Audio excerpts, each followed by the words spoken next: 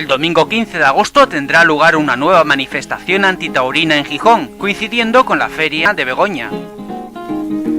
El acto, convocado por ANADEL, Asociación Nacional de Animales con Derechos y Libertad, saldrá de la plazuela de San Miguel a las 4:30 de la tarde. El objetivo es demandar la abolición de cualquier festejo que implique el maltrato o la utilización de animales y mostrar el total rechazo a que este tipo de espectáculos tengan apoyos públicos.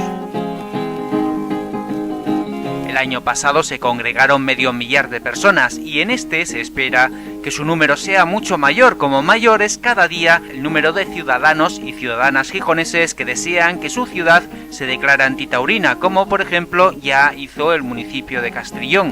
Todo un ejemplo pionero a seguir por el resto de municipios asturianos.